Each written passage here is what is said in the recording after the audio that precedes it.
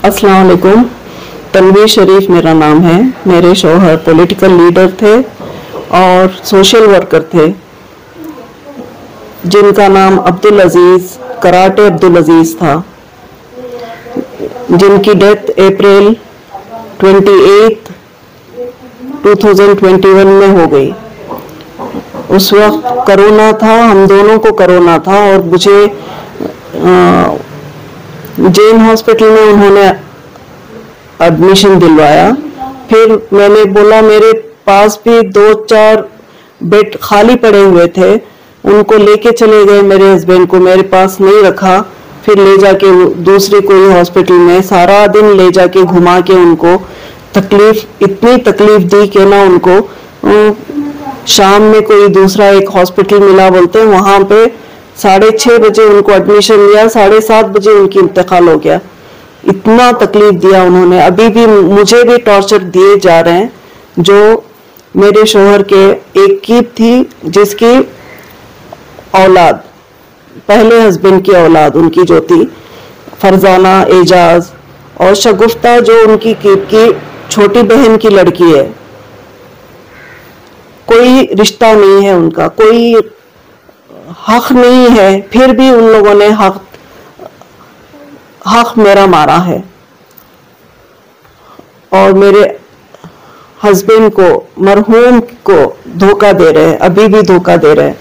जब वो थे तो उनका कोई जबान नहीं थी, कोई बात नहीं कर सकते थे उनके सामने। मेरे शौहर अपने नाम पे सारी प्रॉपर्टी रखी थी, पैसा सब सारा उन्होंने अपने नाम में रखा था, किसी को उसमें इन्वॉल्व नहीं किया था। तो क्या है मैडम, आने वाले दिनों में क्या डिमांड रहेगा? उनका शरीयत में कोई हिस्सा नहीं आता है और ना ही कोई शेयर है। फिर भी इन लोगों ने सारी इतनी फ्रॉड की है, झूठे पेपर तैयार करके खाता चेंज किया। खाते में भी मैंने पहले बीबीएमपी पे मैंने कंप्लेंट दर्ज किया था कि ना खाता चेंज मत करो, फिर भी इन लोगों ने पैसा खिला के उसको खाता चेंज करवा लिया। उसके बाद में सारी प्रॉपर्टी अपने नाम और फिर सारी बेच दिए। जो बेचे हैं प्रॉपर्टी वो लोन है फिर उसके ऊपर, और फिर मैं पीएनएसी केस चल रहा है कोर्ट में, फिर भी इन लोगों ने प्रॉपर्टी बेची है। मेरे को समझ नहीं आता है कि ना पुलिस, जब भी जाती हूँ पुलिस इन्वेस्टिगेशन कर रही है बोलती है, अभी तक एक्शन नहीं हुआ है। कैसा होता है मैडम, कैसा चल रहा है ये, केस कहाँ तक पहुँचा है? अभी तो है जेसी नगर में मैंने पीसीआर लगाया है, पीसीआर भी एक्शन ले रहे हैं वो लोग अभी। और इवन और एक एफआईआर दर्ज किया है जेसी इसमें, तो हाई ग्राउंड पुलिस स्टेशन में। क्या पहल रहेगी आपकी जानिब से? बस इंतजार कर रही हूँ कि ना मुझे हक मिले, मेरा हक मिले, और फिर कोर्ट से पूरा भरोसा है कि ना कोर्ट में फैसला होगा, जरूर होगा। राब्ता करने की कोशिश किया आप? नहीं, क्यों करें, वो लोग होते हैं क्यों है राब्ता करने के लिए उनसे। तो आपको हक चाहिए कानूनी तौर पे मैं हक लेना चाह रही हूँ, इंशाल्लाह मिलेगा। अभी तो फिलहाल एफआईआर मैंने करवाया है जिसमें बहुत सारे सेक्शंस लगे हैं, धोखाधड़ी के, चोरी के। उन्होंने मेरे हस्बैंड के सेक्शंस लगे हुए हैं। हाँ, मेरे हस्बैंड की डेथ के बाद भी इन्होंने मेरा घर चोरी किया, पूरे पेपर्स उठा लिए, चाबियां उठा लिए, गाड़ी बेच डाली इन लोगों ने। क्रेटा कार थी मेरे शौहर की, वो ले जाके इन्होंने अपने नाम पे ट्रांसफर करके, शगुफ्ता ने अपने नाम ट्रांसफर करके बेच भी डाली। इतना हक कैसे रख सकते हैं लोग, इनका हक है ही नहीं। कोई भी सुनता है तो बोलते हैं कि ना, समझ नहीं आता है कि दुनिया में कैसे धोखे वाले लोग रह रहे हैं। जेसी नगर पुलिस स्टेशन से एफआईआर हुआ है, विधानसौदा पुलिस स्टेशन से एफआईआर हुआ है, फिर cyber crime Cubbon park police station, वहां से एफआईआर हुआ है, जहां पे उन्होंने विधानसौदा में बेल लिया है उन्होंने। बेल में भी उन्होंने सेक्शन लगाया है, सेक्शन ये किया है कि ना आईओ को लिबर्टी है कि ना वो कुछ कंडीशन से वो बेल कैंसिल कर सकते हैं, यहाँ तक वो दे दिया है, फिर भी पुलिस कुछ नहीं कर पा रही है। मुझे समझ नहीं आता है कि ना पुलिस को क्या हक है इतना कि ना इतने बड़े क्रिमिनल्स को छोड़ा हुआ है समाज में क्रिमिनल्स को सजा मिलनी चाहिए। तो आपका डिमांड है सजा मिलना है, आपको हक चाहिए, सजा मिलनी है और फिर मेरा हक मुझे मिलना है। तो किसी सियासतदान से मुलाकात की? सियासतदान तो रहने दो, सब अपनी अपनी जगह हैं, पर मुझे तो बस कोर्ट से इंसाफ मिलना है। हाँ, वटसन रोड में मेरे शौहर ने सेल एग्रीमेंट करवा के एक प्रॉपर्टी ली थी, पेंट हाउस, जहाँ पे हम लोग रहना सोच रहे थे।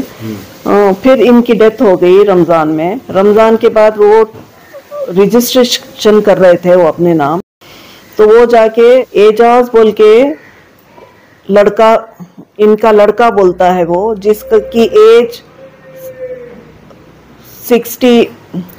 60 है, और मेरे शौहर की जब डेथ हुई थी उनकी 69-70 थी, तो 10 साल की उम्र का बेटा थोड़ी पैदा होता है। उसने अपनी बीवी के नाम ट्रांसफर करके रजिस्ट्रेशन करवा लिया वो प्रॉपर्टी भी।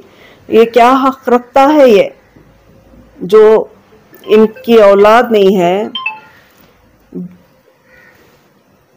और ये प्रॉपर्टी भी ट्रांसफर करके कब्जा कर लिया है। आज मुझे बिना घर के मैं घूम रही हूँ इधर उधर, मेरी माँ के यहाँ हूँ, मेरी माँ और मेरे भाई के घर पे रह रही हूँ।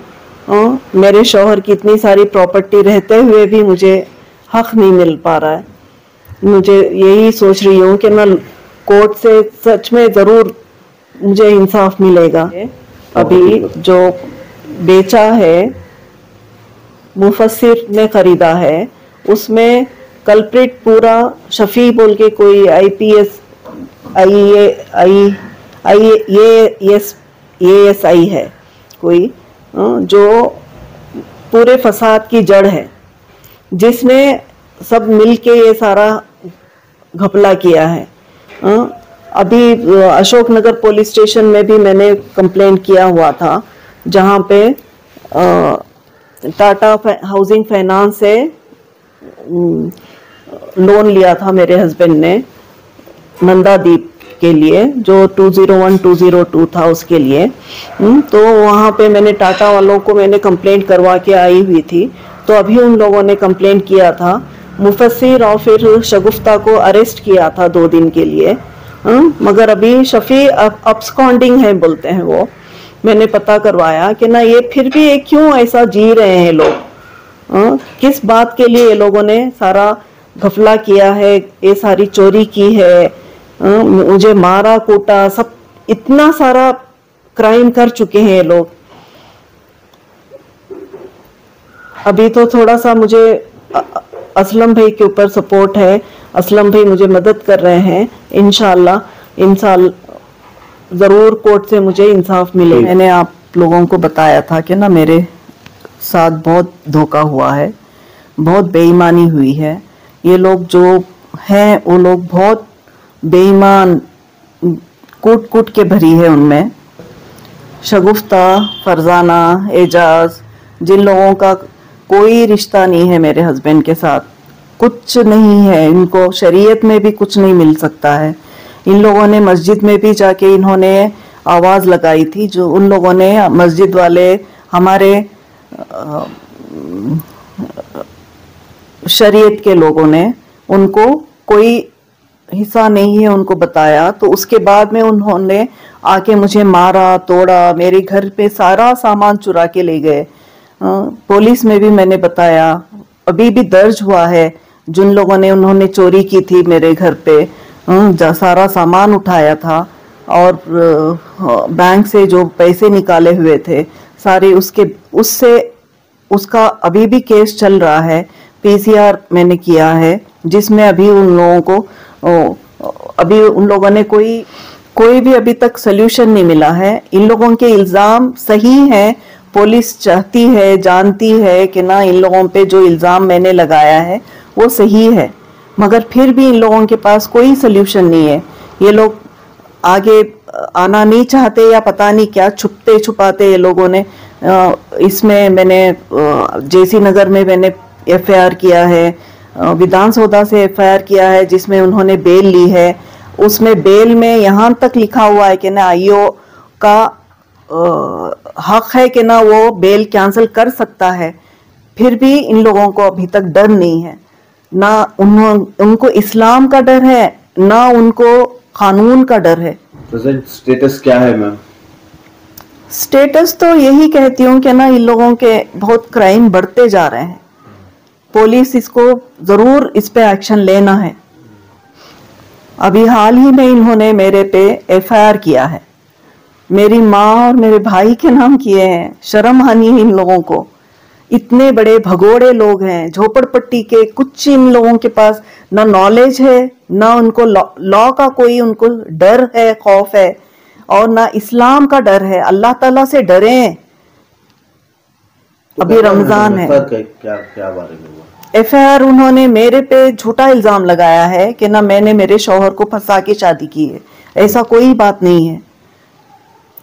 और मेरी माँ को क्यों लिया है सामने मुझे नहीं पता है। इतने बड़े गिरे लोग हैं, इतने गिरे हुए लोग हैं। आपको इस चीज का इल्म था कुछ तो भी? नहीं, वो तो बहुत बोलती हूँ ना कि ना उनके जैसा इंसान कहीं नहीं है। उनका गलत फायदा उठाया इन लोगों ने, गलत फायदा उठाया। ये गलत लोग हैं, ये लोग सारे गलत लोग हैं और क्रिमिनल लोग हैं।